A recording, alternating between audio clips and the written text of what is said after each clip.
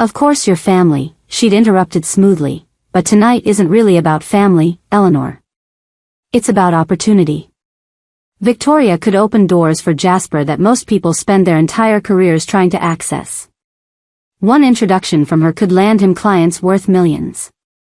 Surely you want what's best for your son. The implication hung heavy in the air. If I truly loved my son, I would make myself small, quiet, useful but unobtrusive. I would sacrifice my dignity for his success, just as I'd sacrificed everything else throughout his life.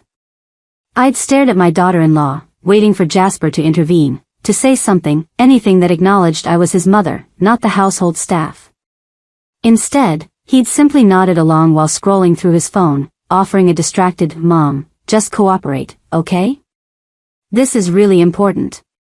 Now, standing in the foyer, I opened the heavy oak door to find Victoria Ashford standing on the porch like a fashion magazine come to life. She wore a white cashmere coat that probably cost more than my first car, the used Honda Civic I'd driven for 15 years while putting my boys through school. Her blonde hair was styled in perfect waves, her makeup expertly applied, her posture radiating the confidence of someone who'd never been told no in her entire privileged life. "You must be the help," she said, not asked, stated as fact, handing me her coat without waiting for confirmation or introduction. The coat was heavier than I expected, lined with silk. "I'm Victoria Ashford.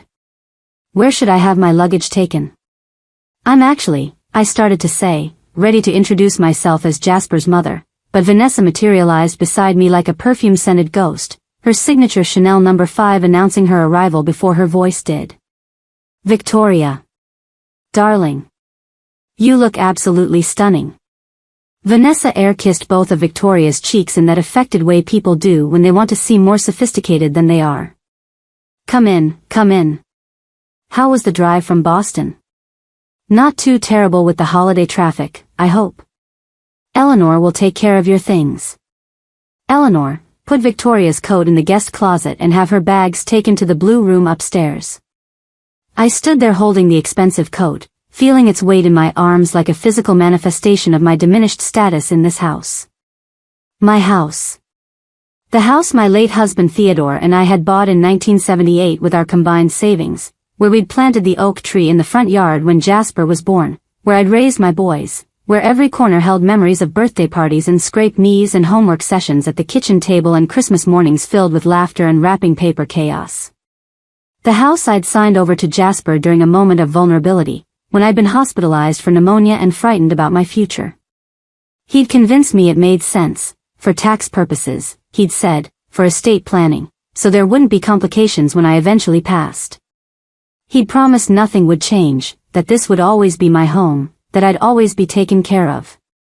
That promise felt increasingly hollow with each passing month. By the time I returned from hanging Victoria's coat and lugging her surprisingly heavy designer luggage up the stairs to the guest room, a task that left me breathless and my back aching, Victoria was already holding court in the living room. Jasper and Vanessa flanked her like devoted disciples, hanging on her every word with the desperate intensity of people who needed something badly and knew it. "The restaurant scene in Boston has become absolutely derivative," Victoria was saying, swirling a glass of wine that Vanessa must have poured while I was upstairs. "Everyone's doing the same farm-to-table concept, the same industrial chic aesthetic, the same pretentious small plates. There's no originality anymore. No vision." I gave Chez Pierre 2 stars last month, and the chef actually called my editor to complain. Can you imagine? As if whining would change my assessment of his mediocre reduction sauces. Jasper laughed like she'd said something hilariously witty rather than simply mean-spirited. "You have such high standards, Victoria. That's what makes your opinion so valuable."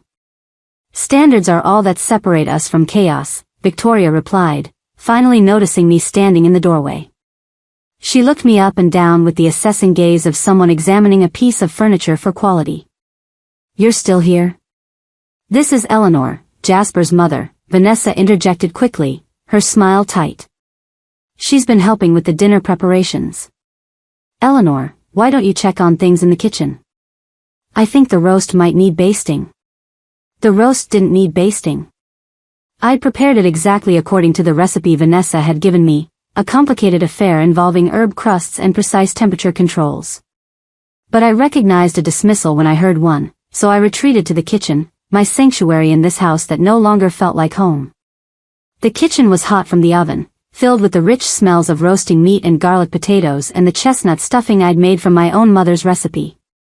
I'd been cooking since 6 a.m., preparing the elaborate Christmas Eve feast that Vanessa had planned down to the smallest garnish. Standing at the counter, I let myself rest for just a moment, my hands braced against the cool marble surface. Through the doorway, I could hear their conversation continuing without me, Victoria's voice dominating as she held forth on various topics, restaurants she'd destroyed with bad reviews, celebrities she'd met, exotic locations she'd traveled to for her show. Eleanor. Vanessa's voice cut through my moment of respite. We're ready for the appetizers. I arranged the smoked salmon canapes on the antique silver platter, another family heirloom that had belonged to Theodore's mother, and carried them into the dining room. My hands trembled slightly from fatigue and the weight of the platter, but I managed to serve each person without incident. Thank you, Eleanor, Jasper said absently, not looking at me. Victoria examined her canopy with the critical eye of someone conducting a laboratory experiment. She took a small bite, chewed thoughtfully, then nodded. Acceptable. The cream-cheese ratio is adequate, though I would have added capers for more complexity. I bit my tongue to keep from mentioning that I'd made these exact canapes for 20 years at Christmas, that Theodore had always said they were his favorite appetizer, that multiple people had asked for the recipe over the years. But what did my experience matter in the face of Victoria's professional opinion? Dinner began an hour later, after more wine and more of Victoria's pronouncements on various subjects. I'd set the table with our finest china, the Lenox Christmas pattern that Theodore and I had received as a wedding gift and had used every holiday season for 4 decades. Each plate represented memories, the Christmas when Jasper was 5 and accidentally broke one while trying to help set the table, the year Colin brought his first girlfriend home and was so nervous he could barely eat, the final Christmas before Theodore's death when we'd all been together and happy and I'd had no idea how precious that moment would be. I served the first course, a butternut squash soup with sage oil, and listened as Victoria critiqued every element. The temperature could have been warmer. The sage oil was perhaps too generous. The bread rolls were acceptable but not exceptional. At Le Bernardin in New York, she said, they serve a similar soup, but with truffle shavings and a foam made from aged Parmesan. Now that's sophistication. We'll have to try it sometime, Vanessa gushed. Jasper, maybe for our anniversary? The main course came next, the herb-crusted prime rib I'd been preparing since dawn, roasted to a perfect medium rare, accompanied by garlic rosemary potatoes, glazed carrots, and the chestnut stuffing. I'd spent hours on this meal, had put love and care into every element despite my aching body and wounded heart. I served Victoria first. Vanessa had been very clear about the proper protocol, placing the best slice of meat on her plate, arranging the vegetables artfully, drizzling the au jus just so. This looks. Victoria paused, examining her plate. Adequate. Adequate. 4 hours of cooking reduced to adequate. I served Vanessa next, then moved to Jasper. As I lowered his plate toward the table, Victoria's voice cut through the air like a knife. Actually, I'd like more meat. This portion is rather small for a main course. I looked at her plate. The portion was generous, at least 8 ounces of prime rib. But I nodded. Of course. Let me get you, just give her Jasper's plate, Vanessa interjected. You can make him another one. I stood there, frozen, Jasper's plate in my hands. Give her my son's dinner? The meal I'd prepared specifically for him, plated with care? Mom, just do it, Jasper said quietly, not looking at me. It's fine. But you haven't eaten since, Eleanor. Vanessa's voice was sharp now, edged with warning. Victoria is our guest of honor. Surely you understand the proper priority here? Give her the plate. I looked at my son, waiting for him to speak up, to say something, to acknowledge that this was wrong. But he just sat there, avoiding my eyes, his jaw tight. Victoria sat waiting, her expression expectant, entitled, as if there was no question that her desires superseded everyone else's needs. My hands trembled as I set Jasper's plate down in front of Victoria instead. She smiled, satisfied, and immediately cut into the meat. "Better portion," she commented. "Though the crust could use more herbs. Perhaps thyme in addition to the rosemary?" I returned to the kitchen, my chest tight, my eyes burning with unshed tears. I prepared another plate for Jasper, but the meat that was left was more well done than he preferred, the vegetables less perfectly arranged. When I brought it to him, he glanced at it and frowned slightly but said nothing. The rest of the dinner passed in a blur of humiliation. Every time Victoria's wine glass was less than half full, Vanessa would catch my eye and nod toward the bottle. Every time a course was finished, I was expected to clear the plates immediately. When Victoria complained that the dining room was too warm, I was sent to adjust the thermostat. When she wanted her water glass refilled with ice water, not room temperature, I was dispatched to the kitchen again. I was not a family member at this dinner. I was the help. And through it all, Jasper sat there silently, watching his mother be diminished and degraded, saying nothing, doing nothing, prioritizing his business connections and social advancement over basic human decency toward the woman who had given him life and raised him with everything she had. As I served the dessert, a chocolate torte that had taken me 3 attempts to get right, Victoria announced that she'd be staying through Christmas Day and possibly into the weekend. "I have some business to handle in Millbrook anyway," she said, "and Vanessa mentioned you have a wonderful guest room. Plus, it's so much more pleasant to spend holidays with sophisticated company rather than dealing with commercial airline travel. We'd be absolutely delighted to have you," Vanessa gushed. I felt my heart sink. More days of this. More of being treated like staff in my own former home. More of watching my son pretend I didn't exist except as someone to serve his important guest. Later, after Victoria had finally retired to her room and Jasper had retreated to his home office for some urgent conference call, I was cleaning up the kitchen. My feet ached. My back throbbed. My hands were raw from washing dishes and cleaning surfaces. Vanessa appeared in the doorway, her heels clicking against the tile floor. "That went well," she said, pouring herself another glass of wine. Victoria seemed pleased. I kept washing dishes, not trusting myself to speak. "Eleanor, I wanted to thank you," Vanessa continued. "You did exactly what was needed tonight. Staying in the background, being helpful, not making things awkward with unwanted conversation. That's really the best way you can contribute to this family, by understanding your role and filling it gracefully." I turned to look at her, this woman my son had married, this woman who was now the lady of my former house. "My role?" I said quietly. "Yes," Vanessa said, seemingly oblivious to the edge in my voice. "We all have our roles, Eleanor. Mine is to manage the household and Jasper's social life. His is to build his career and provide for us. And yours is to, well, to help however you can. To be useful without being intrusive. I'm his mother." "Of course you are," Vanessa said soothingly, as if speaking to a confused child. "And mothers help their children succeed. That's what you're doing. Tonight was important for Jasper's future, and you played your part perfectly." She left the kitchen, taking her wine with her, leaving me standing alone surrounded by the remnants of the dinner I'd slaved over, the dinner where I'd been treated like a servant while serving the family I'd sacrificed everything to create. I finished cleaning in silence, my mind churning. As I wiped down the counters one final time, I looked around the kitchen, my kitchen, and felt something shift inside me. Something hard and cold and final. I was 70 years old. I'd worked my entire life. I'd raised 2 boys alone. I'd given everything I had, including the literal roof over my head, to ensure my children had good lives. And this was how I was repaid? By being made to feel like a burden? By being treated as household staff? By watching my own son take my dinner plate and give it to a stranger without a word of protest? As I climbed the stairs to my small room at the back of the house, the room that used to be the sewing room, the smallest bedroom, where I'd been relegated to make room for more important guests, I made a decision. This wasn't over. Not by a long shot.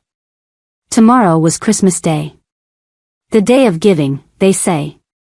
But sometimes, I was beginning to realize, the most important gift you can give yourself is the gift of self-respect. And I was about to take mine back. I didn't sleep that night. Every time I closed my eyes, I saw Jasper's face as he watched me hand over his plate to Victoria without a word of protest. I heard Vanessa's voice telling me to understand my role in this family. I felt the weight of that expensive coat in my arms and the even heavier weight of my own diminished worth. My small room at the back of the house felt more like a cell than a bedroom. It was barely 10 feet by 12, with a single window that looked out onto the neighbor's fence. The furniture was mismatched, pieces that Vanessa had deemed too outdated for the main rooms. My double bed frame creaked every time I shifted position. The dresser had a drawer that stuck. The closet was so small that most of my clothes had to stay in boxes stacked in the corner. This room used to be my sewing room, where I'd made curtains and hemmed pants and created Halloween costumes for my boys. Now it was where I'd been tucked away, out of sight, out of mind, except when my labor was needed. Around 3 a.m., I gave up on sleep entirely. I sat up in bed, my back protesting the movement, and looked around this cramped space that represented how small my life had become. On the nightstand sat a framed photograph of Theodore and me on our wedding day, young and full of hope, believing we had our whole lives ahead of us. He'd been so handsome in his suit, his smile wide and genuine. I'd worn my mother's wedding dress, altered to fit me, because we couldn't afford a new one. We'd been so happy with so little back then.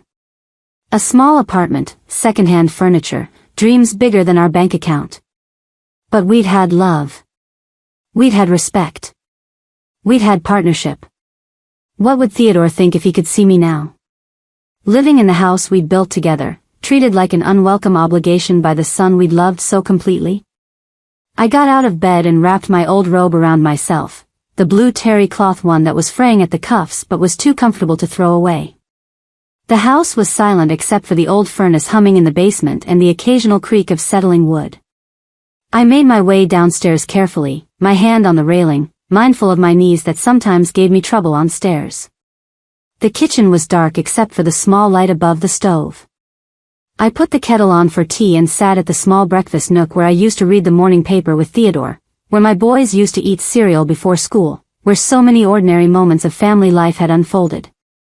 As the water heated, I found myself opening drawers and cabinets, taking inventory of this kitchen I knew better than anyone. I'd organized these spaces.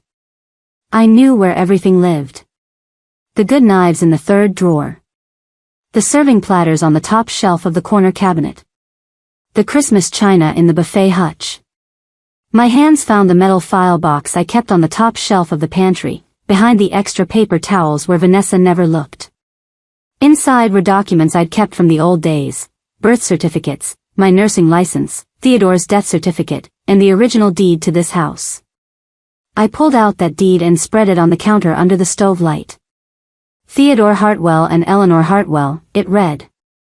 Purchased in 1978 for $47,000, money we'd saved for years, money that had represented every sacrifice and every extra shift and every denied indulgence. Then I pulled out the other document. The quit-claim deed I'd signed 5 years ago, transferring ownership to Jasper. I remembered that day in the hospital, weak from pneumonia, frightened about my future. Jasper had brought the papers with a notary, explaining it was all for estate planning purposes, to avoid probate, to make things simpler. Nothing will change, Mom, he'd promised. This is still your home. We're just making it official on paper for tax purposes. I'd believed him. Why wouldn't I? He was my son. My firstborn. The baby I'd nursed through colic and walked through nightmares and taught to ride a bicycle and sent off to college with tears in my eyes and pride in my heart.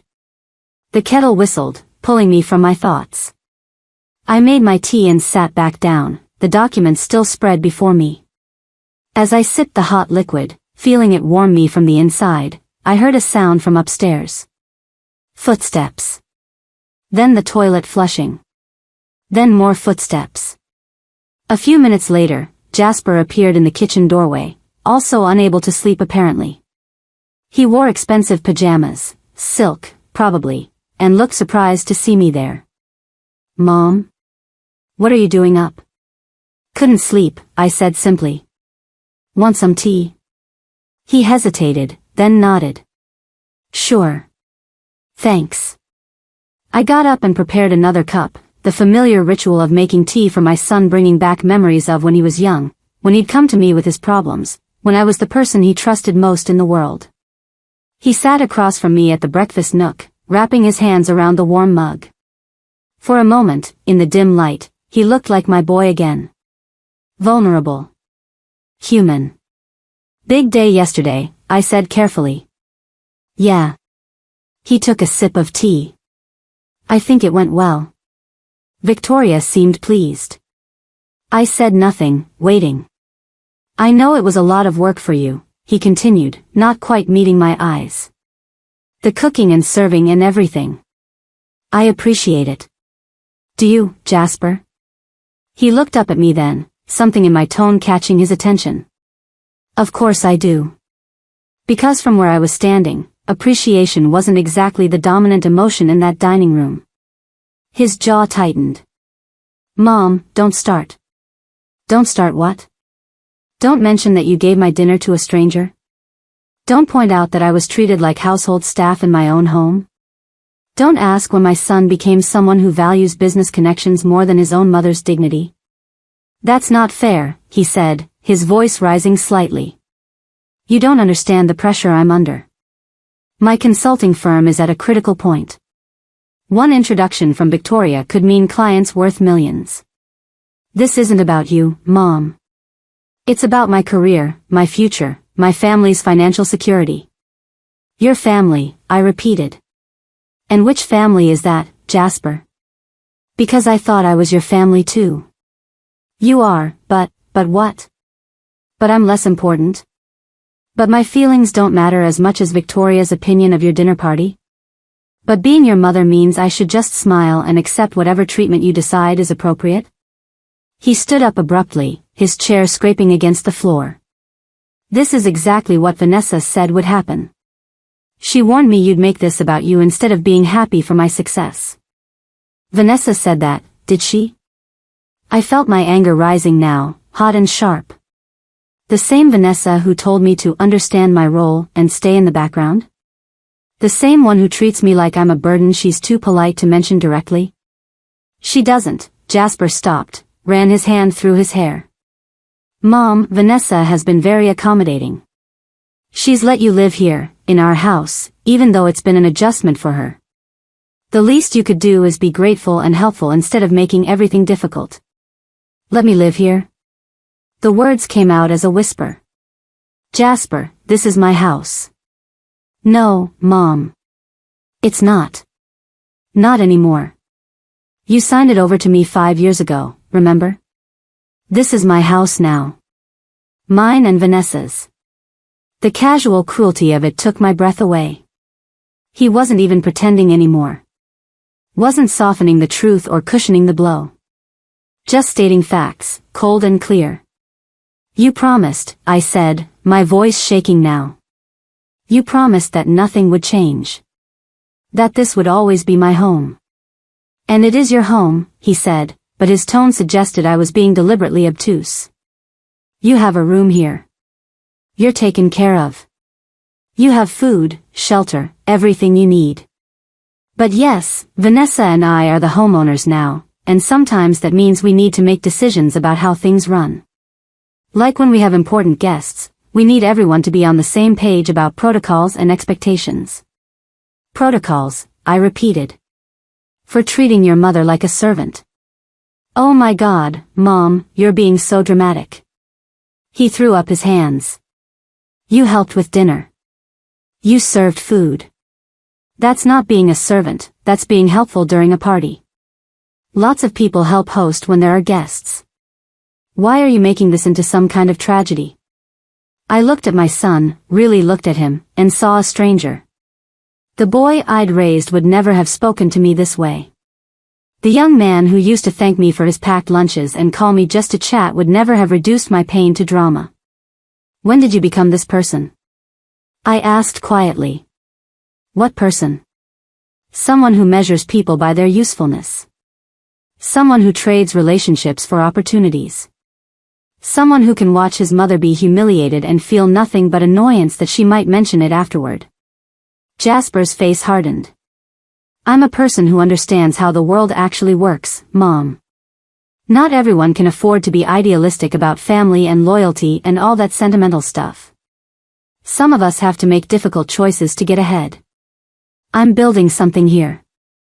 A real business, a real reputation, a real life. And yes, sometimes that means prioritizing differently than you might like. Prioritizing business over basic human decency. Prioritizing my future over your hurt feelings, yes. He picked up his mug and dumped the remaining tea in the sink. I thought you'd be proud of me. I thought you'd want to see me succeed. Instead, you're guilt-tripping me for not making you the center of attention at a business dinner. I don't want to be the center of attention, Jasper. I just want to be treated like I matter. Like I'm more than a convenient source of free labor. Then maybe you should have thought about that before you signed over your house and made yourself dependent on us, he snapped. The words hung in the air like poison gas. I felt like I'd been slapped. You didn't just say that. He had the grace to look slightly uncomfortable, but he didn't take it back. I'm just saying, you made choices too. You chose to give me the house. You chose to move in here instead of keeping your own place. Those choices have consequences.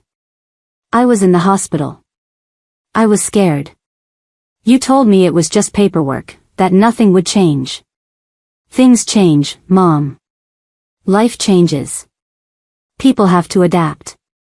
He headed toward the door, clearly done with this conversation. I'm going back to bed. We have a long day tomorrow, Christmas dinner, and Victoria's still here, so we'll need your help again. I hope you can be more cooperative than you're being right now. He left me sitting there in the dark kitchen, my tea gone cold, my heart racing with anger and hurt and something else. Something harder. Something that felt like resolve crystallizing into action. I sat there for a long time after he left, staring at the documents still spread on the counter.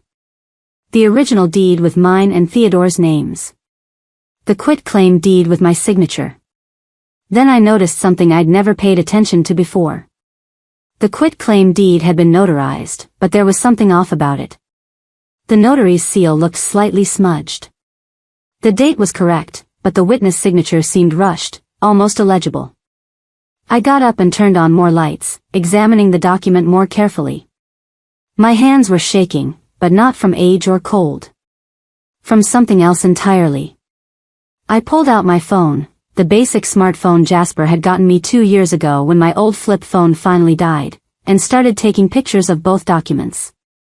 Then I opened the browser and began searching for information about quitclaim deeds, about property transfers, about elder law in Connecticut. As dawn began to break outside the kitchen window, painting the sky in shades of pink and orange, I was still reading. Learning.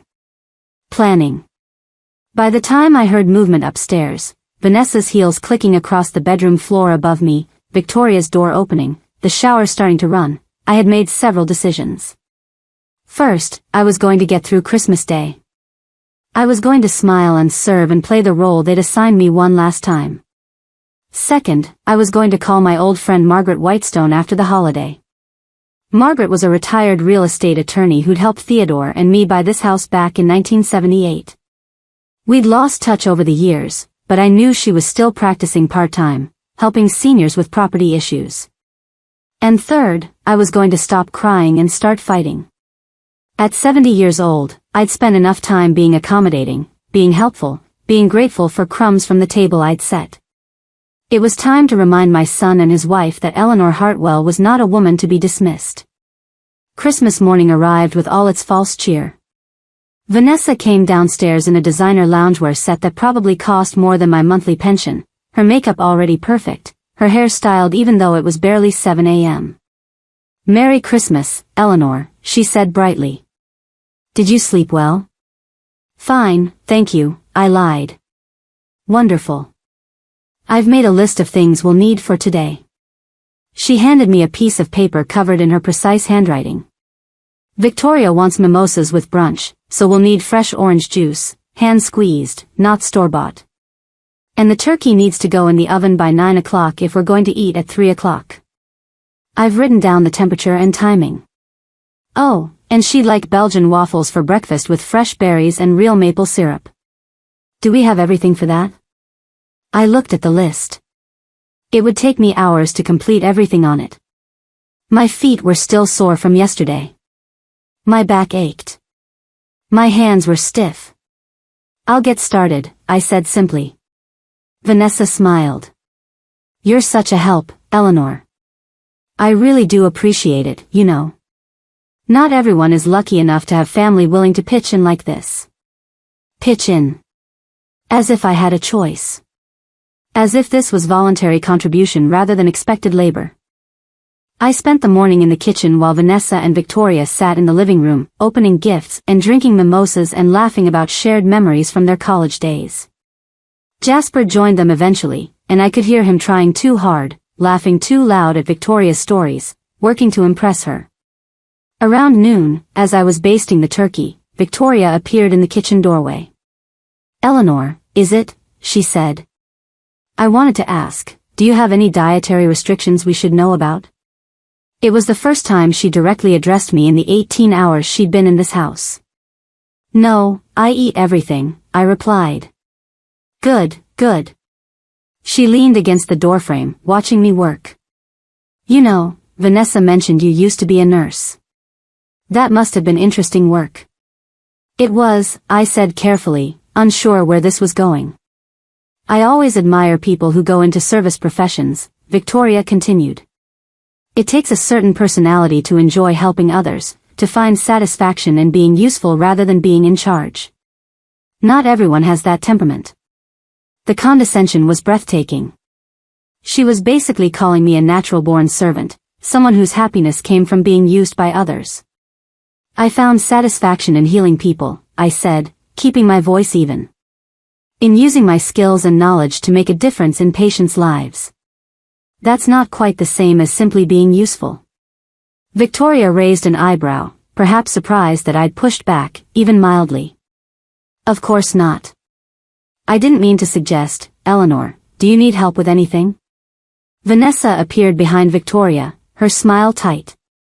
Victoria, darling, let's let her work. She knows what she's doing. Translation, stop talking to the help and come back to the living room where you belong. They left, and I continued cooking. The turkey. The stuffing. The green bean casserole. The sweet potato soufflé. The cranberry sauce. The dinner rolls. The 3 different pies for dessert. My mother had taught me to cook when I was young. It had been one of our bonding activities, standing side by side in her tiny kitchen, learning how to make food that nourished and comforted. I'd taught both my sons the same way, wanting them to have that skill, that connection to family tradition. Jasper never cooked anymore. Vanessa handled meal planning by ordering from expensive restaurants or hiring caterers. The kitchen had become just another room to be decorated rather than the heart of the home it used to be. At 3 o'clock, I called everyone to the table. I'd set it beautifully again, using all my skills from years of hosting holidays. The turkey sat in the center, golden and perfect. The side dishes surrounded it like offerings at an altar. We took our seats, Victoria at the head of the table, the position that used to be Theodore's. Vanessa and Jasper on either side of her. And me at the far end, the seat closest to the kitchen door, for easy access to fetch whatever might be needed. Jasper carved the turkey, and I served the plates, starting with Victoria as instructed. This looks lovely, Victoria said, examining her plate. Eleanor, you've outdone yourself. It should have been a compliment.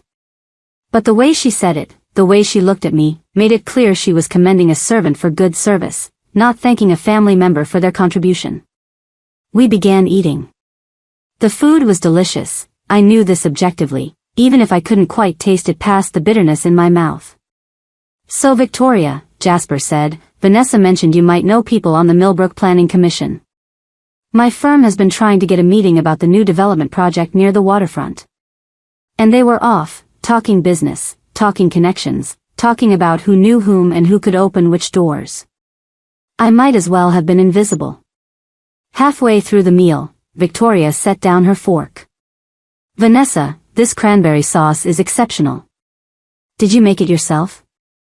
Vanessa didn't miss a beat. "It's an old family recipe."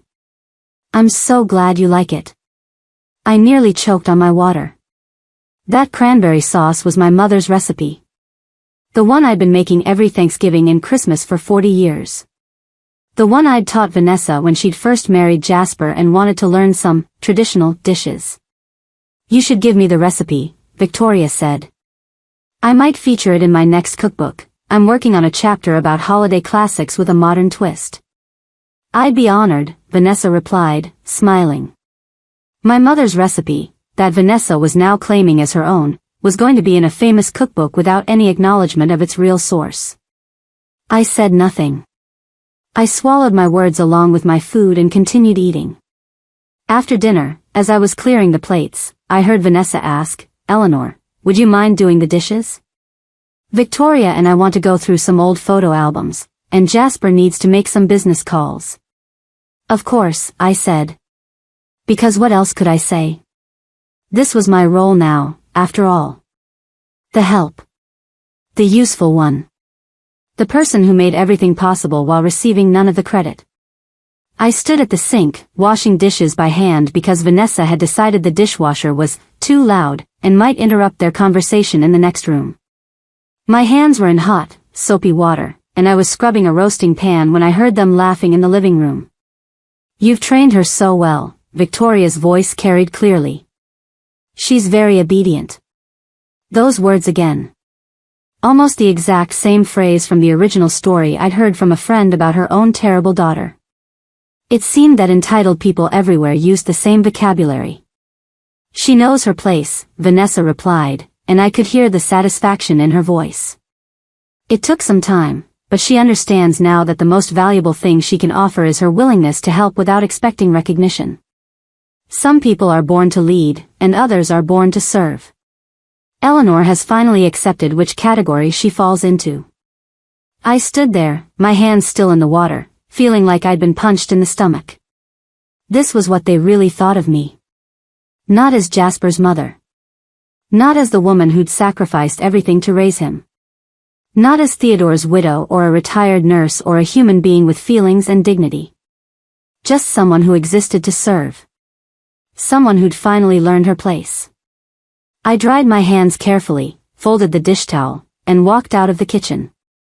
Through the living room where they sat, past Jasper's office where I could hear him on a conference call even on Christmas Day, and up the stairs to my small room. I closed the door, sat on my bed, and allowed myself exactly 5 minutes to cry. 5 minutes to grieve for the family I'd thought I had, for the son I'd loved who'd become a stranger, for the life I'd lived that had led me to this moment. Then I dried my eyes, reached for my phone, and called Margaret Whitestone. She answered on the third ring. "Eleanor? Is that you? Merry Christmas." "Merry Christmas, Margaret," I said, my voice steadier than I felt. "I'm sorry to bother you on a holiday, but I need legal advice. It's about my house."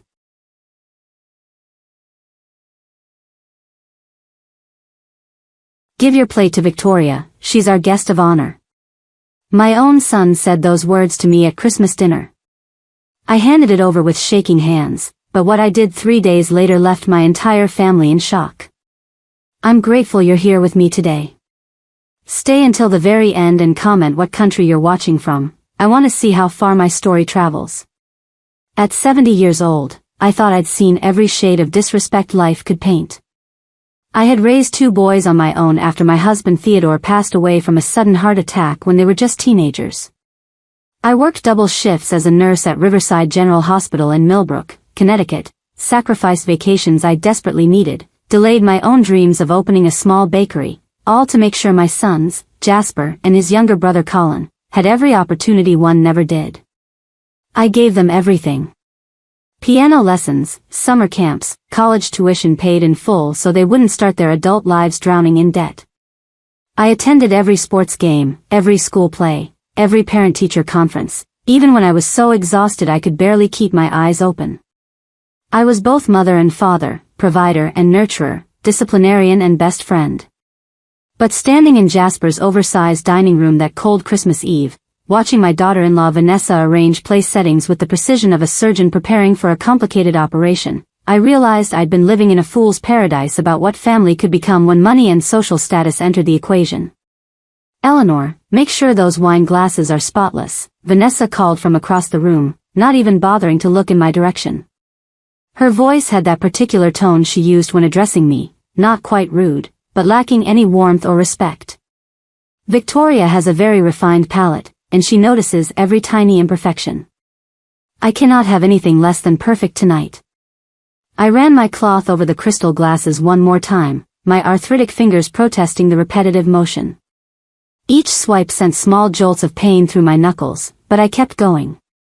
These weren't just any glasses, they were Waterford crystal, part of a set Vanessa had purchased during their last trip to Ireland.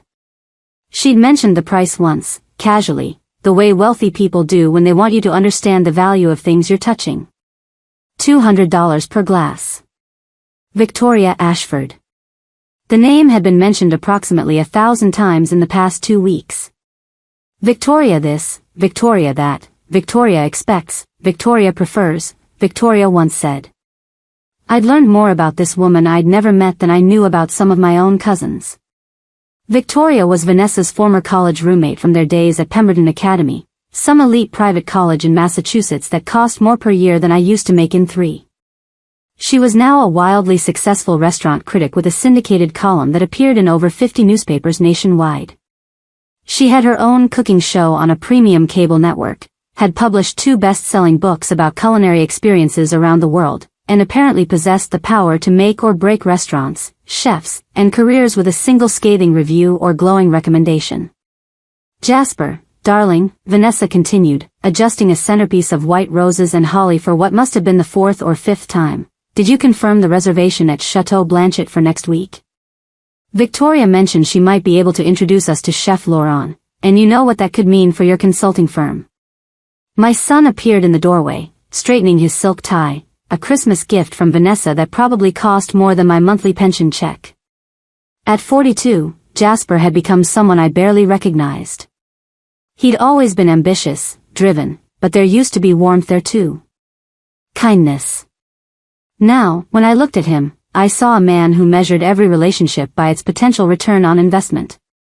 Already done, sweetheart, he replied, not looking up from his phone.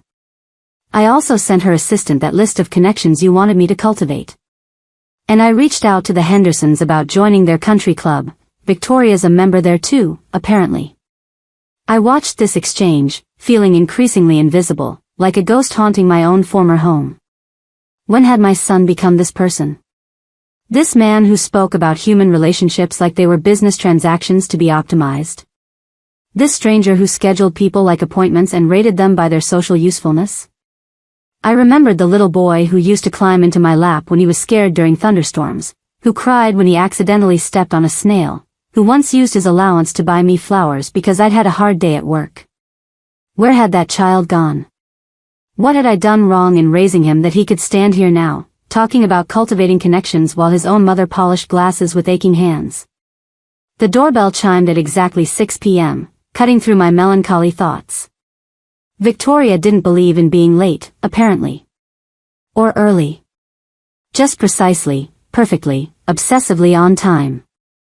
Eleanor, get the door, Vanessa instructed, smoothing her designer dress, a midnight blue silk number that hugged her gym-toned figure perfectly. And remember what we discussed this morning? Smile, be gracious, and stay in the background. Don't monopolize conversation. What we discussed. The conversation from that morning still burned in my chest like acid reflux, leaving a bitter taste that no amount of water could wash away. Vanessa had sat me down in the kitchen, my own kitchen, in the house I'd signed over to Jasper 5 years ago when my health started declining and my doctor suggested I shouldn't be living alone anymore. The kitchen where I'd cooked thousands of meals, where I'd taught both my boys how to crack eggs and measure flour, where Theodore and I used to dance to old records on Saturday mornings. Eleanor, Vanessa had begun, her voice taking on that patient but firm tone people use when explaining something to a child. Victoria expects a certain level of sophistication when she dines. She's accustomed to a particular standard of service and ambience. Tonight is incredibly important for Jasper's business connections and, frankly, for our social standing in Millbrook. I'd nodded, unsure where this was going but already feeling a knot forming in my stomach. Just be helpful tonight, she'd continued, still not quite meeting my eyes, instead focusing on her manicured nails.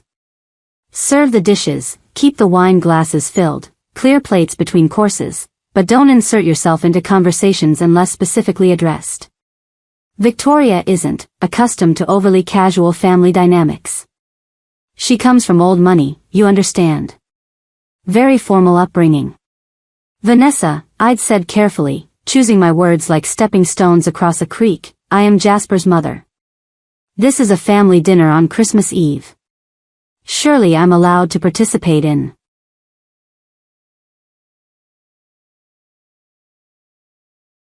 Margaret Whitestone's office was in a converted Victorian house on Maple Street, just 3 blocks from the town square. I'd driven past it 1,000 times over the years but had never imagined I'd need to walk through its blue-painted door seeking help against my own son. The day after Christmas, I'd told Vanessa I had a doctor's appointment. She'd barely looked up from her phone, just waved me away with a distracted, drive carefully. The lie had come easily, which should have bothered me more than it did. But I was past the point of guilt over small deceptions.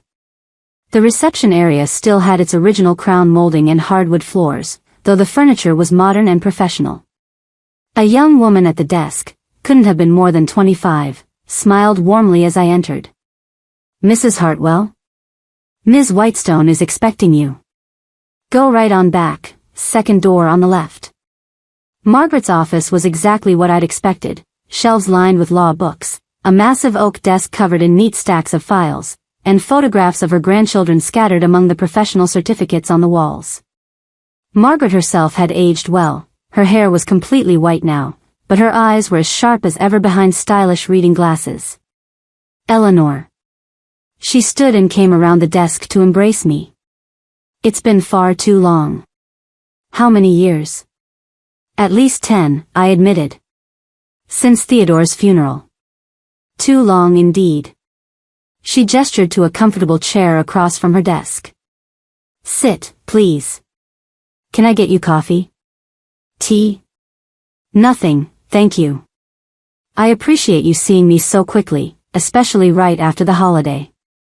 Margaret settled back into her own chair, folding her hands on the desk.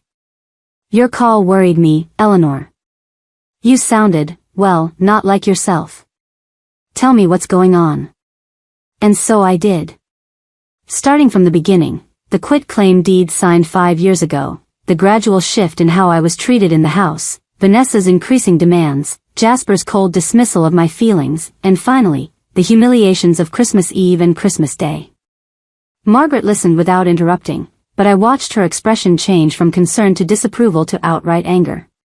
Let me see the documents, she said when I finished. I pulled out the folder I'd brought, copies of both the original deed and the quit-claim deed, along with my hospital records from 5 years ago showing I'd been admitted with severe pneumonia during the time the transfer occurred. Margaret studied the papers carefully, her reading glasses sliding down her nose as she examined every detail. After several long minutes, she looked up at me. Eleanor, this quit-claim deed is problematic for several reasons. First, the timing, you signed this while hospitalized with a serious illness. That alone raises questions about whether you were under duress or lacked the capacity to fully understand what you were signing. My heart began to beat faster. What does that mean? It means we might be able to challenge the validity of this transfer. She pulled out a legal pad and began making notes. Second, the notarization is questionable. See here? She pointed to the notary seal. This smudging, the way the signature overlaps the seal, these are signs of potential irregularity. A notary is supposed to witness the signing and verify the signer's identity and willingness. If you were heavily medicated or coerced in any way, that notarization shouldn't have happened. I was on several medications, I said, remembering. Pain medication, antibiotics, something for anxiety. I was barely conscious most of that week. Margaret made more notes. Third, there's the question of undue influence. Did Jasper have power of attorney over your affairs at that time? He did, yes. I'd given it to him when I went into the hospital, for medical decisions and to pay my bills while I was sick. And did he use that authority to pressure you into signing over your house? I thought back to that hospital room, the papers spread across my lap, Jasper's voice explaining it was all routine, necessary, for my own protection. I'd been so scared, so weak, so dependent on him to handle everything. I think he did, I said quietly. I didn't see it that way at the time, but looking back, yes. He made it seem like I had no choice, like this was the only responsible option. Margaret set down her pen and looked at me directly. Eleanor, I'm going to be straight with you. Challenging a deed transfer 5 years after the fact is difficult. There are statutes of limitations to consider, and courts generally prefer to uphold property transfers unless there's clear evidence of fraud or incapacity. But in your case, we have several factors working in our favor. Such as the timing of the transfer during a medical emergency, the questionable notarization, your age and health status at the time, the fact that you've received no consideration for the transfer. You gave away a house worth what? At least $400,000 in today's market, and received nothing in return except a promise of continued residence, which is now being used to control and manipulate you. $400,000. I hadn't thought about it in such concrete terms before. That's what my home was worth. That's what I'd given away. There's also the issue of elder abuse, Margaret continued. Connecticut has laws protecting seniors from financial exploitation by family members. What you're describing, being treated as unpaid household labor, having your contributions go unrecognized, being threatened with loss of housing if you don't comply with unreasonable demands, these are all indicators of exploitation. I don't want to think of my son as abusive, I said, my voice breaking slightly. Margaret's expression softened. I know, Eleanor. This is your child. But abuse isn't always intentional or malicious. Sometimes it's simply taking advantage of someone's vulnerability and love. And that's exactly what's happened here. She pulled out a fresh legal pad and began outlining a plan of action. Here's what I propose. First, we do a title search to confirm the current ownership status and look for any irregularities in the transfer process. Second, we gather evidence of your current living situation, documentation of how you're being treated, witness statements if possible, any written communications that show the nature of your arrangement with Jasper and Vanessa. What kind of communications? Text messages, emails, anything where they've made demands or expressed their expectations of you. Anything that shows this isn't a normal family living arrangement but rather something closer to servitude. I thought about the group text Vanessa had started months ago called House Management, where she sent me lists of tasks. I'd felt uncomfortable about it at the time but had told myself I was being oversensitive. I have texts, I said. Lots of them. Good. Forward them all to me. Also, I want you to start keeping a diary. Write down every interaction, every demand, every instance where you're treated as help rather than family. Dates, times, witnesses if there were any. Be specific and factual. Okay.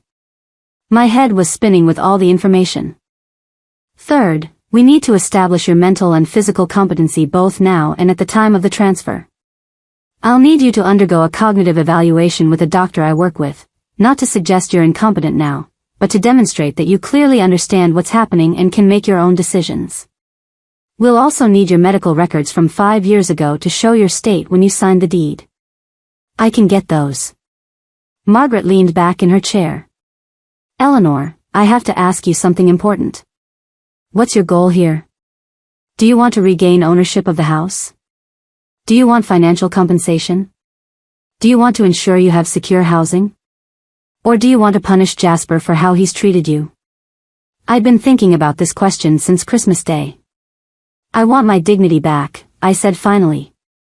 I want Jasper to understand that I'm not someone to be used and discarded. I want him to see what he's become. And yes, I want my house back. Not because I need to own it, but because he promised nothing would change and then used that ownership to control me. That was wrong. It was wrong, Margaret agreed. And we're going to fight it. But I need you to understand that this might get ugly. Jasper will likely hire his own lawyer. There might be accusations, attempts to paint you as confused or vindictive. Family relationships will be strained, possibly beyond repair. They're already beyond repair, I said. The son I raised wouldn't treat me like he has. That person is already gone. Margaret nodded slowly. Then let's get started. I'm going to draw up a notice of intent to challenge the deed transfer. We'll send it to Jasper via certified mail, which gives him formal notice that you're disputing the ownership and considering legal action. That often motivates people to negotiate. You think he'll negotiate? I think he'll panic, Margaret said bluntly. If this house is in his name, he's probably used it as collateral for loans or lines of credit for his business. He's probably refinanced based on the equity. If the ownership is suddenly in question, that creates major problems for him financially. And if he's smart, he'll want to settle this quietly rather than have it play out in court where all the ugly details become public record. The thought of Jasper panicking gave me a grim satisfaction. Good. Let him feel some of what I'd been feeling. There's one more thing, Margaret said. I noticed in the documents that Jasper has a brother. Colin, right? Yes, my younger son. He lives in Seattle. We don't talk as much as we used to. He's busy with his own life, his own family. Does he know what's been happening? No. I didn't want to worry him or create family drama. He and Jasper aren't particularly close anymore anyway. Margaret made a note. We might need to contact him. If Jasper tries to claim that the house transfer was your idea, that you wanted him to have it, Colin's testimony about your relationship with the house and your intentions could be valuable. The thought of dragging Colin into this made me uncomfortable, but I nodded. If necessary. All right. Margaret stood, signaling the end of our meeting. I'll start the paperwork today. The title search will take a few days, maybe a week. In the meantime, keep that diary, forward me those text messages, and try to act as normal as possible at home. Don't let Jasper know you're taking action until we're ready to make our move. Act normal, I repeated. Pretend everything is fine while gathering evidence against my own son. I know it's not easy, Eleanor. But the element of surprise is on our side right now. Let's not lose that advantage. I left Margaret's office feeling both energized and exhausted. For the first time in months, maybe years, I had a plan. I had someone on my side. I had hope. But as I drove back toward the house, that hope was tempered by the reality of what I was about to do. I was going to war with my own child. There would be no going back from this. I pulled into the driveway and sat in my car for a moment, gathering my courage. Through the front window, I could see Vanessa in the living room, probably redecorating again. Jasper's car was gone. He was likely at his office, always working, always chasing the next big opportunity. I thought about Theodore, about what he would think of all this. He'd always been protective of family, believed in loyalty above all else. But he'd also been a man of principle. He wouldn't have tolerated anyone treating me this way, not even his own son. Give me strength, I whispered to his memory, then got out of the car and went inside. Vanessa looked up as I entered. How was the doctor?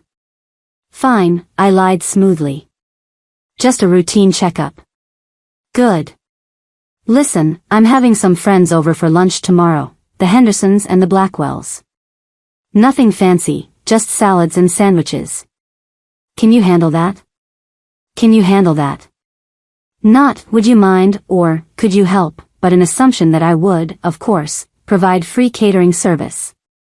Of course, I said, smiling. What time? Noon. And Eleanor? Try to make yourself scarce once you've served everything. These are important connections for Jasper, and we want to keep things sophisticated. Sophisticated. Code 4, without you. I understand, I said. That evening, after Jasper came home and they'd both retreated to their respective activities, him to his office, her to a yoga class, I sat in my small room and began the diary Margaret had requested. December 26th, I wrote. Vanessa asked me to host lunch for her friends tomorrow. Not asked, told. Instructed me to make myself scarce after serving. Direct quote, keep things sophisticated. Implied meaning, my presence makes things less sophisticated. It felt strange, documenting my own humiliation in such clinical terms. But as I wrote, I found it oddly therapeutic. Seeing it all laid out in black and white made it harder to gaslight myself, harder to wonder if maybe I was overreacting. I spent the next hour forwarding text messages to Margaret's email. There were hundreds of them. Vanessa's task lists. Her corrections when I didn't do things to her specifications. Her reminders about appropriate behavior when they had guests. One thread from 3 months ago was particularly damning. Vanessa, Eleanor, I noticed you joined us in the living room yesterday when we had clients over. In the future, please stay in the kitchen unless specifically needed. It's less confusing for guests. Me, I'm sorry, I thought since they were discussing the renovation, I might have helpful information about the house's history. Vanessa, we prefer to handle client relations professionally. Your input, while appreciated, isn't necessary for these conversations.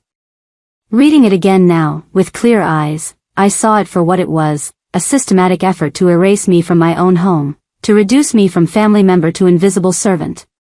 The next day, I prepared lunch for Vanessa's friends. Chicken salad with grapes and walnuts. Cucumber sandwiches with cream cheese and dill. A beautiful fruit platter. Homemade lemonade.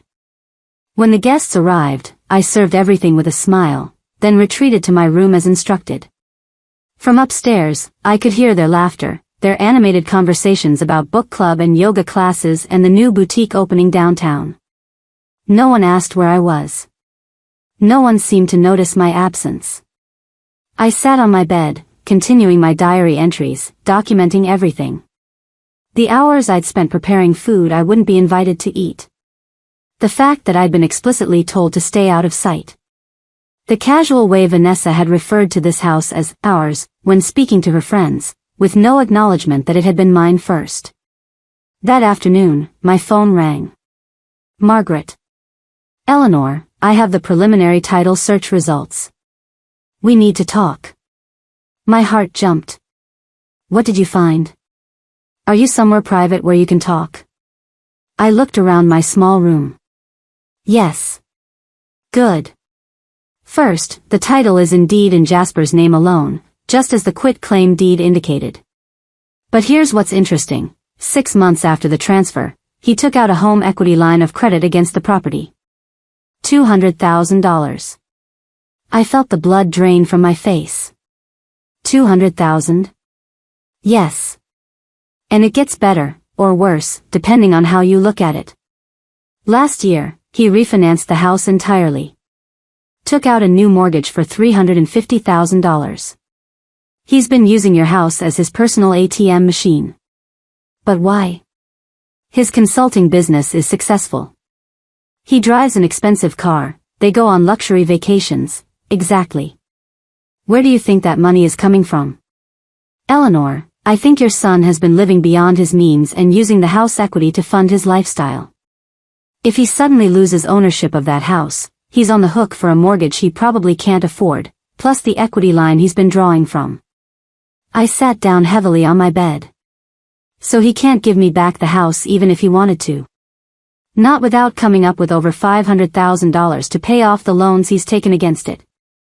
And I'd bet good money he doesn't have that kind of cash sitting around. What does this mean for our case? It means we have leverage. It also means Jasper's motivation to fight this is going to be intense. He's not just protecting his inheritance or his family home, he's protecting himself from financial ruin. If the deed transfer is invalidated, those loans become problematic. The bank could call them in, demand immediate repayment, or, if they determine the loans were secured through fraudulent means, pursue legal action against him. My head was spinning. Fraudulent means? If he obtained those loans knowing that his ownership of the house was questionable, yes. But that's not our primary concern right now. What matters is that we're building a strong case. The fact that he immediately began extracting equity from the house suggests the transfer wasn't made for your benefit, as he claimed, but for his own financial gain. When do we send him the notice? I'm finishing it today. It'll go out tomorrow via certified mail. He should receive it by the end of the week. After we hung up, I sat in my room for a long time, processing everything. My son had taken my house and immediately mortgaged it to the hilt. He'd borrowed hundreds of thousands of dollars against property that should have been my security in old age. And he'd done it all while telling me nothing had changed, while expecting me to be grateful for being allowed to live in my own home. The betrayal was so complete, so calculated, that I almost couldn't believe it. This wasn't just thoughtlessness or selfishness. This was deliberate financial exploitation. That evening at dinner, another meal I'd prepared and served, I watched Jasper carefully. He seemed stressed, distracted. He checked his phone constantly, barely touched his food. "Everything okay, dear?" Vanessa asked him. "Fine. Just some business complications. Nothing to worry about. You've been very tense lately. Maybe we should book that spa weekend we talked about. Get away, relax." A spa weekend funded by equity stolen from his mother's house, I thought bitterly. "Maybe after this next deal closes," he said. "I need to stay focused right now." Later, when I was cleaning the kitchen, Jasper came in to refill his wine glass. We were alone for the first time since our confrontation on Christmas morning. "Mom," he said, his voice softer than it had been that night. "I wanted to apologize for what I said. About you making yourself dependent on us. That was harsh." I turned to look at him, surprised. "Thank you for saying that. Things have been really stressful with work, and I took it out on you. That wasn't fair." He seemed genuine, almost like my old Jasper for a moment. "I know you've been helpful, and I appreciate it. I really do." For just a second, I wavered. Maybe I was overreacting. Maybe this was all a misunderstanding that could be resolved with better communication. Then I remembered, $200,000 in equity loans. $350,000 in refinancing. My house turned into his personal bank account while he told me nothing had changed.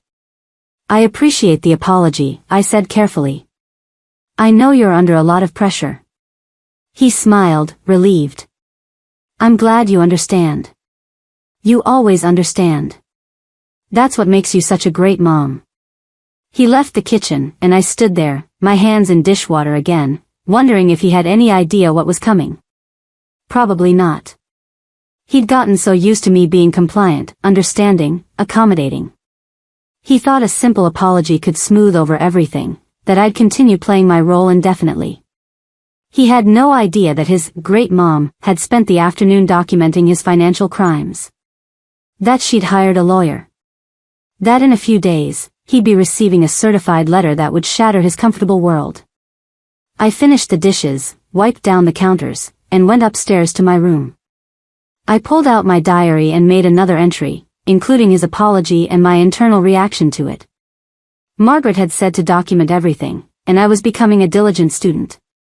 As I wrote, I felt something I hadn't felt in years, powerful. Not powerful in the way Vanessa was, through control and manipulation. But powerful in the way that comes from standing up for yourself, from refusing to accept unacceptable treatment, from fighting back. At 70 years old, I was finally learning that being a good mother didn't mean being a doormat. That loving your children didn't require sacrificing your dignity. That family loyalty was supposed to run both ways. Jasper had forgotten that last part. But he was about to be reminded. I finished my diary entry, then opened my laptop and sent Margaret one more email. "Margaret, I'm ready. Send the letter. Let's do this." Her response came 5 minutes later, "Letter going out first thing tomorrow morning. Buckle up, Eleanor. Things are about to get interesting." I closed the laptop and turned off the light. For the first time in months, I fell asleep quickly, my dreams untroubled by anxiety or doubt. The war had begun. And I intended to win. The certified letter arrived on December 29th, 3 days after Margaret sent it. I knew because I was in the kitchen preparing lunch when I heard Jasper's car pull into the driveway at 11:30 a.m., hours earlier than his usual return from the office. The front door slammed with such force that the windows rattled. I heard his footsteps pounding through the house, rapid and furious. My heart began to race, but I forced myself to remain calm, to keep chopping vegetables for the salad as if nothing unusual was happening. Eleanor. His voice was a roar that echoed through the entire house. Eleanor, get out here now. I set down my knife carefully, wiped my hands on a dish towel, and walked into the living room. Jasper stood in the center of the room, his face flushed red with rage, still wearing his coat. In his hand was a crumpled envelope and several pages of legal letterhead. Vanessa appeared at the top of the stairs, her eyes wide. Jasper? What's wrong? Why are you shouting? He ignored her, his eyes locked on me with an intensity I'd never seen before. What the hell is this? He shook the papers at me. What the hell is this? I assume it's the legal notice Margaret Whitestone sent you, I said, my voice steady despite my racing pulse. Challenging the validity of the property deed transfer from 5 years ago. You hired a lawyer? His voice cracked with disbelief. You're trying to take back the house? Are you out of your mind? Vanessa came down the stairs quickly, her designer heels clicking. What property deed? What's happening? Jasper thrust the papers at her. She's suing me. My own mother is suing me to take back the house she gave me 5 years ago. I didn't give it to you, I said quietly. You convinced me to sign it over while I was in the hospital, heavily medicated, and frightened. You told me nothing would change. That was a lie. A lie? Jasper's laugh was harsh and bitter. I gave you a place to live. I took care of you. This is how you repay me? You took care of me? I felt my own anger rising now, hot and powerful. Jasper, you treat me like hired help in my own home. You stand by while Vanessa gives me orders and tells me to stay out of sight when you have guests. You watched her take my dinner plate and give it to a stranger without saying a word. Is that what you call taking care of me? Oh my God, Vanessa said, her face pale as she read through the legal documents. Eleanor, this is insane. You can't do this. I already have. But why? Jasper's voice was almost pleading now. If you were unhappy, why didn't you just talk to me? Why go straight to lawyers and legal action? I tried to talk to you, I said, my voice shaking with emotion now. On Christmas morning, remember? When you told me this wasn't my house anymore, that I'd made myself dependent on you, that I should be grateful for what you've given me? That conversation? I apologized for that. I told you I was stressed and I didn't mean it. But you did mean it, Jasper. That's exactly how you see me, as someone who should be grateful for being allowed to exist in your space. Someone whose dignity and feelings don't matter as much as your business connections and social climbing. Vanessa was reading further into the documents, her expression growing more horrified with each page. Jasper, this says she's claiming elder abuse. Financial exploitation. Undue influence. She's accusing us of stealing her house. Because that's what happened, I said firmly. That's not what happened. Jasper shouted. You signed the papers willingly. I was helping you with estate planning, protecting you from probate fees and tax complications. This was all for your benefit. Then explain the $200,000 equity loan you took out 6 months after the transfer, I said calmly. Explain the $350,000 refinance last year. Explain how borrowing over $500,000 against my house was for my benefit. The color drained from Jasper's face. He looked like I'd slapped him. Vanessa turned to stare at her husband. What is she talking about? What loans? It's business financing, Jasper stammered. Standard practice. Using home equity to fund business growth. You told me you had investors backing the expansion, Vanessa interrupted, her voice tight. You said the Hendersons and the Blackwell Group were funding the new office. They are, but you also mortgaged the house without telling me? Vanessa's anger was redirecting now, aimed at Jasper instead of me. How much do we owe on this property? That's not relevant right now. How much, Jasper? About $560,000 total, he admitted quietly.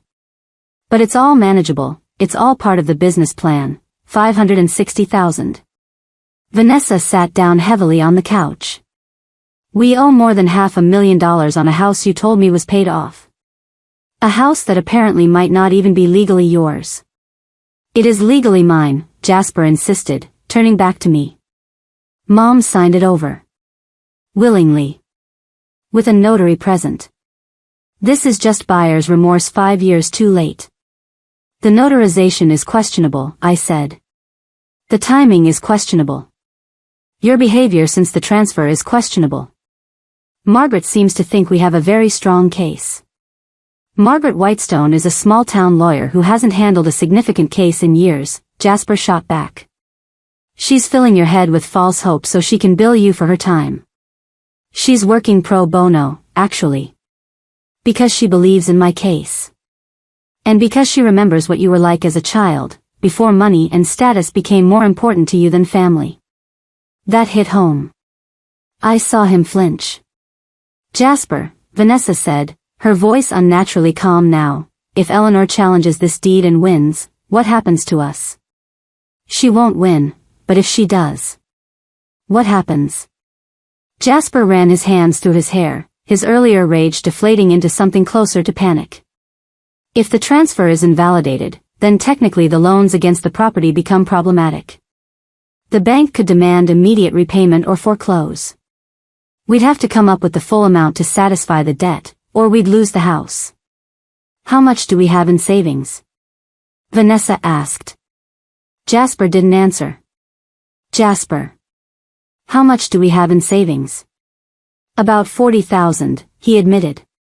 Vanessa's face went white. $40,000. Against $560,000 in debt. Jesus Christ, Jasper. It's under control.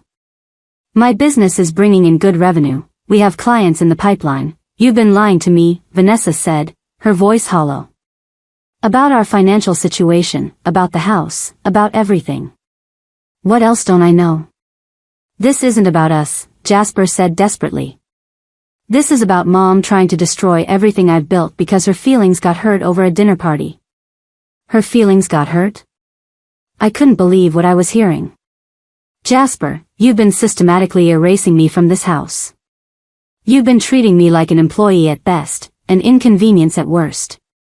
You took my home and turned it into your personal piggy bank while telling me nothing had changed. And now you want to reduce this to hurt feelings over a dinner party? What do you want from me? Jasper asked, his voice breaking.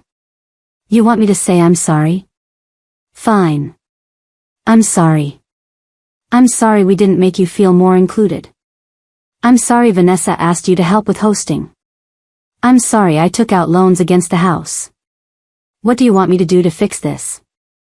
I want my house back, I said simply. I want the deed transferred back to my name, where it should have been all along. That's impossible, Jasper said. I just told you, there are loans, mortgages, legal complications. I can't just give you back the house. Then you should have thought of that before you took it from me under false pretenses. False pretenses? I was trying to help you. I was trying to make sure you were taken care of. No, Jasper. You were trying to secure an asset you could use for your own benefit. If you really wanted to take care of me, you would have helped me keep my house, not convinced me to give it away. Vanessa stood up, the legal documents still in her hand. Eleanor, please. Let's all just calm down and think about this rationally. If you pursue this lawsuit, you'll be tearing this family apart. Is that really what you want? The family was already torn apart, I said. I'm just refusing to pretend otherwise anymore. But we can fix this, Vanessa insisted. We can make changes. You can have more say in household decisions, we can include you more in family activities. I don't want to be included more. I want to stop being treated like I'm invisible unless you need something from me. I want to stop being told to stay in the background when you have important guests. I want to stop cooking and cleaning and serving while my own contributions are claimed by others as their own. What are you talking about? Vanessa's confusion seemed genuine. The cranberry sauce, I said. That Victoria loved so much. The old family recipe you promised to give her for her cookbook. That was my mother's recipe, Vanessa.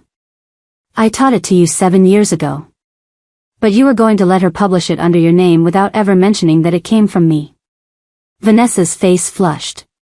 That's what this is about? A recipe? It's about respect.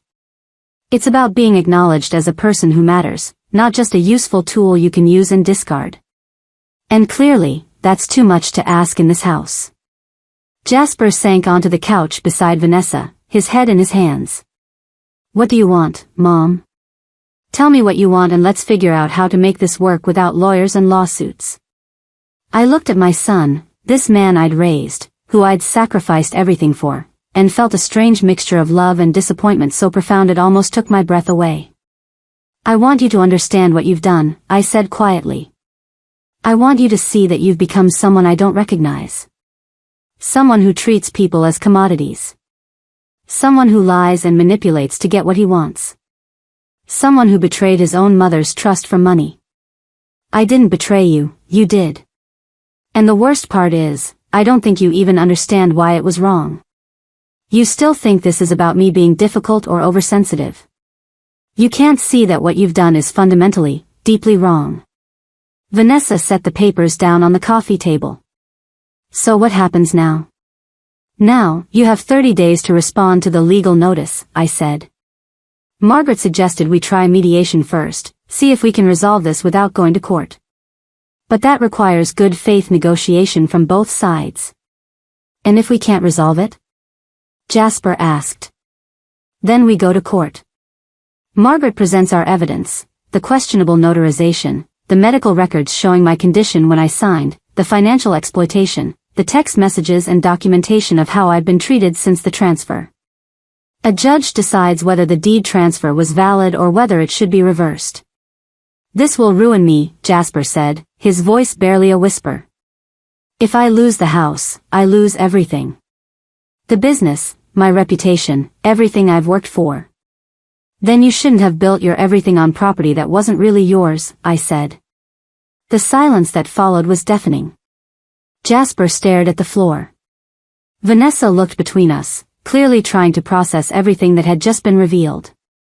I stood there, feeling strangely calm despite the magnitude of what was happening. Finally, Jasper looked up at me. Did you ever love me? He asked. Because I don't understand how someone who loved me could do this. The question stunned me. Did I ever love you? Jasper, I gave you everything. Every sacrifice I made, every extra shift I worked, every dream I postponed or abandoned, it was all for you and your brother. I loved you so completely that I forgot to save anything for myself. And when I needed you to love me back, to treat me with basic decency and respect, you couldn't do it. So don't you dare question my love. Question your own.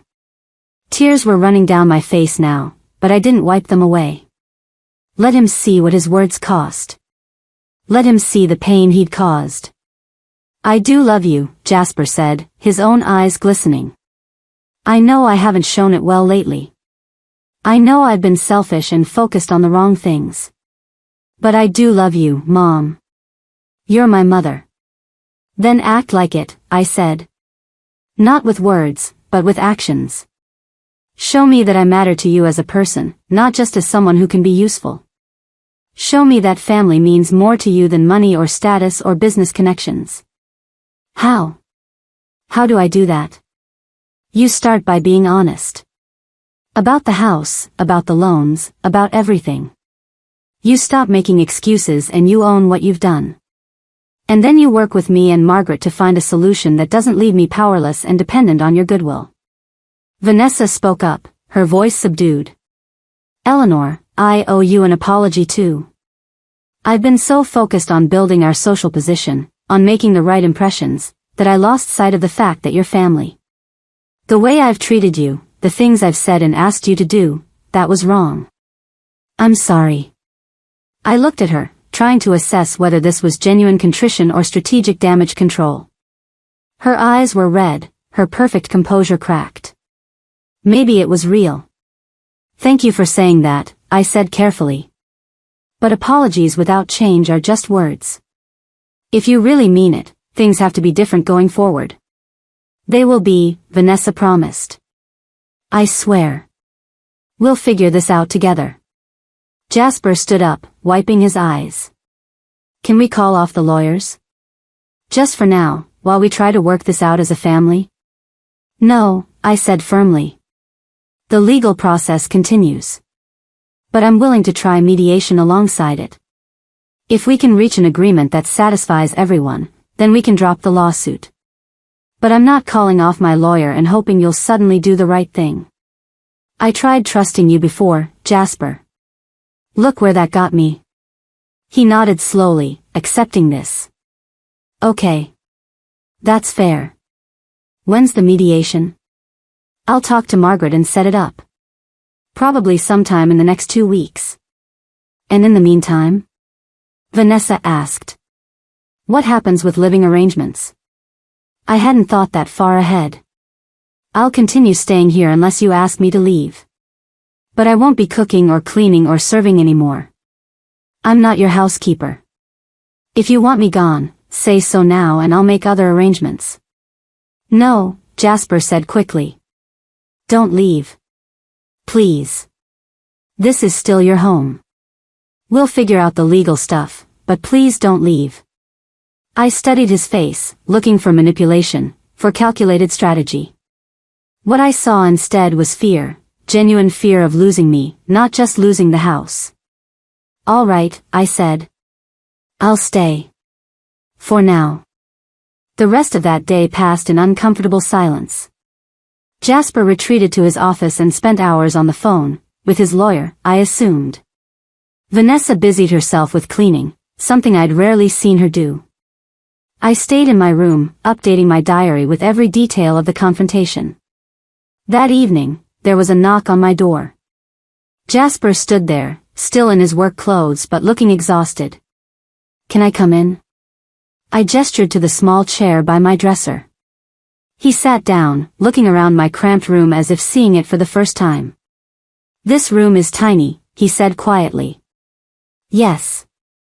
And you've been living in here for 5 years while Vanessa and I have the master suite, and there are 2 other empty bedrooms just sitting there because she wanted them as guest rooms. Yes. He was quiet for a long moment. I really didn't see it, Mom. I know you probably don't believe me, but I genuinely didn't realize how badly we were treating you. It just became normal somehow. The way things were. That's the problem with normalization, I said. People can get used to almost anything if it happens gradually enough. I talked to my lawyer this afternoon. He said your case is strong. The notarization issue alone is enough to raise serious questions, and combined with everything else. He trailed off. Combined with everything else, you might lose. Yeah. He rubbed his face tiredly. He also said that even if I win in court, the publicity would be devastating. Local businessmen sued by elderly mother for elder abuse isn't exactly the headline that attracts high-end clients. I'm not doing this to hurt your business, Jasper. I know. You're doing it because I hurt you. And you're right to. He looked at me with red-rimmed eyes. I don't know how to fix this, Mom. I don't know how to make this right. Start by telling me the truth, I said. All of it. Why did you really want the house transferred to your name? He was silent for so long I thought he might not answer. Then, quietly, Vanessa's parents are wealthy. Really wealthy. And when we got married, I felt like I had to prove I was worthy of her, that I could provide the lifestyle she was used to. The house was supposed to be part of that, proof that I had assets, stability, family wealth. But we bought the house with a modest mortgage that your father and I paid off over 20 years. There was no family wealth. I know. But once it was in my name, I could use it as collateral. I could borrow against it to expand the business, to invest in opportunities, to maintain the lifestyle we needed to maintain for social connections. It all made sense at the time. And it never occurred to you that you were gambling with my security? That if your business failed or your investments went bad, I'd lose my home? I didn't think I'd fail, he said simply. I thought I'd succeed, pay everything back, and everyone would be better off. You'd have a bigger inheritance eventually, I'd have a thriving business. Win-win. Except I was never consulted. I was never told the risks. You made decisions about my property without my knowledge or consent. You're right. I did. And I'm sorry. He leaned forward, his elbows on his knees. I talked to Vanessa after you went upstairs. Really talked, maybe for the first time in years. She didn't know about the loans either. I've been keeping a lot of secrets, trying to manage everything myself, trying to maintain this image of success while actually struggling. How bad is the business really? Not failing, but not as successful as I've led everyone to believe. The consulting market is competitive. I've been spending money on appearances, the car, the clothes, the club memberships, because that's what you have to do to attract high-end clients. But it's been tight. Really tight. So when I challenge the deed and the bank starts asking questions about the loans, it could all come crashing down, yeah. He looked up at me. But you know what? Maybe that's what needs to happen. Maybe I need to stop pretending and start being honest about where I really am.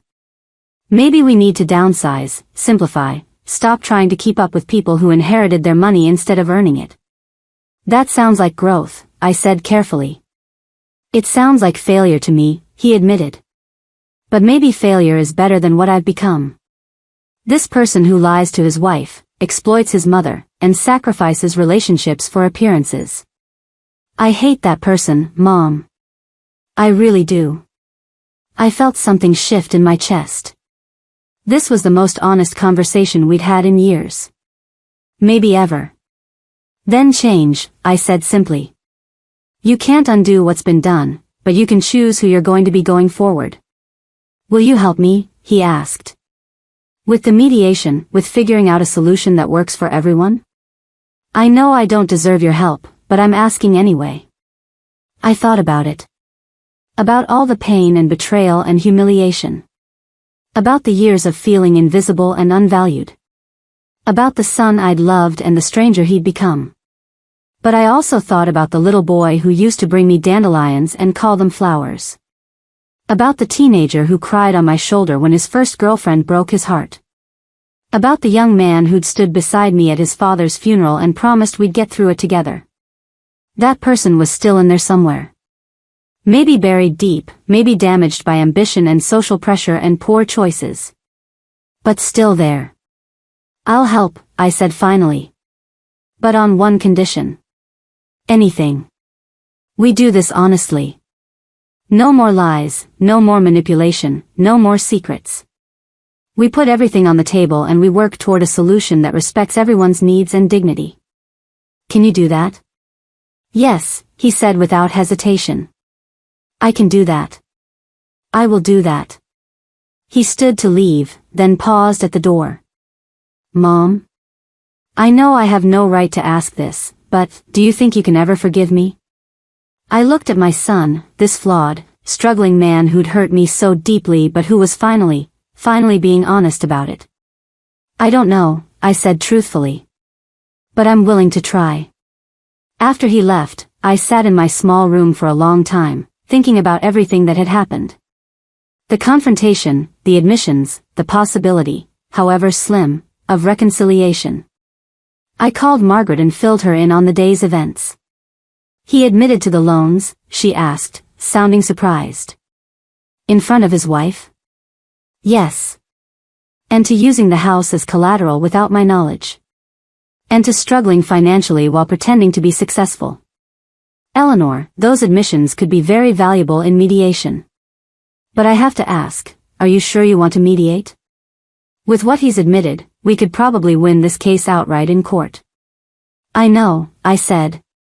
But he's still my son.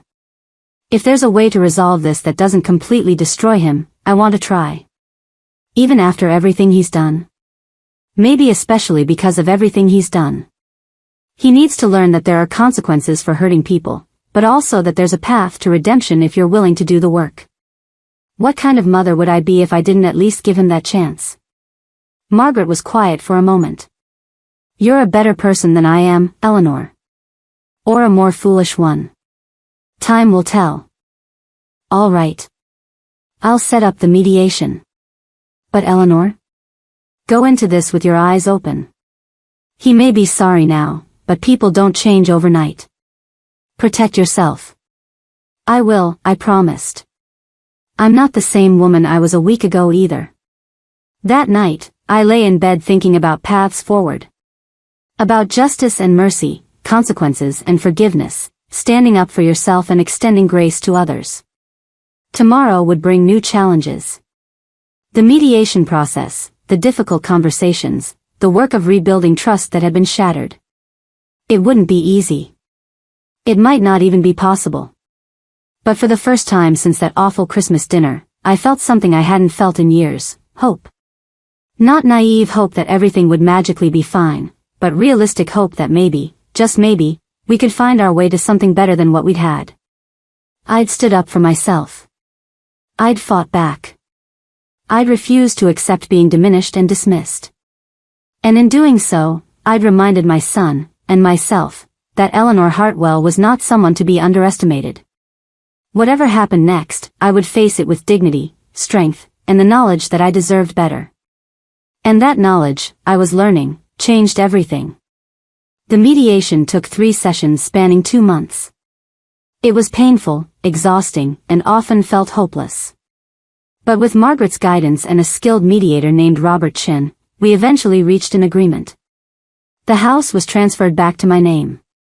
In exchange, I agreed to let Jasper and Vanessa continue living there for 2 years while they got their finances in order, paying me reasonable rent that would go toward paying down the loans. After 2 years, they would move to a smaller home they could actually afford, and I would have my house back, free and clear. Jasper had to take out a personal loan to pay off enough of the home equity line to make the bank comfortable with the ownership transfer. It wasn't easy for him, and his business did suffer some setbacks when word got out about his financial troubles. But he survived. More importantly, he changed.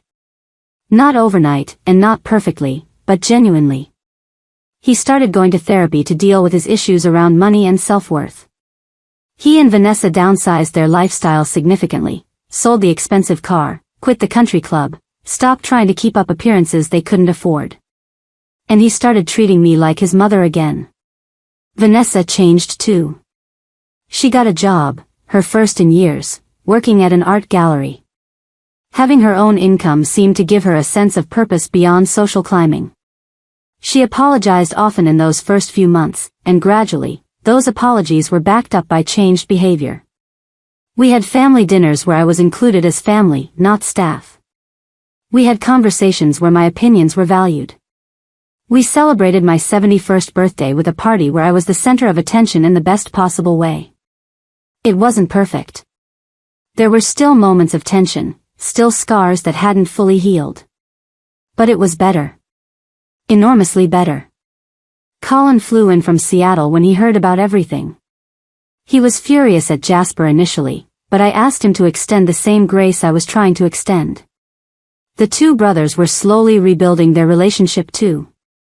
As for me, I moved back into the master bedroom.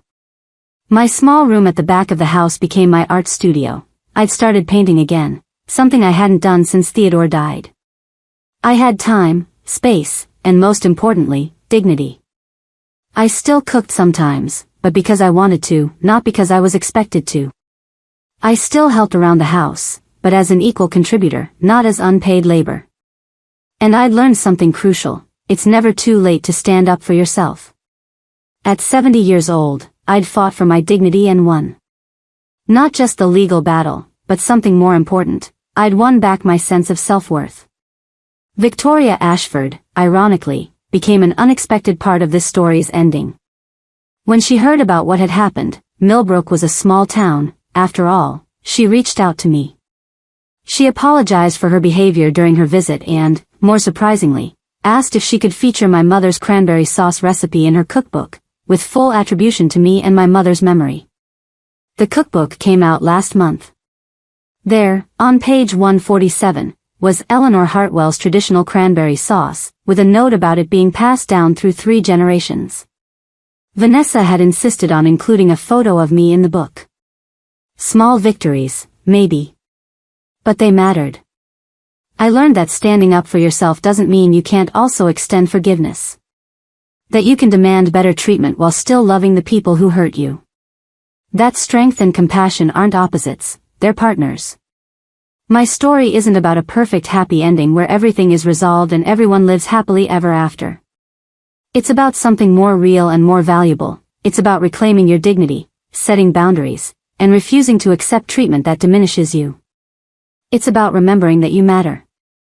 No matter your age, no matter how dependent you think you are on others, no matter how long you've accepted the unacceptable, you matter. And it's never too late to start acting like it. To anyone out there who feels invisible, who's being taken for granted, who's told they should be grateful for crumbs while others feast at the table they set, you deserve better. Stand up. Speak out. Fight back. You're worth it.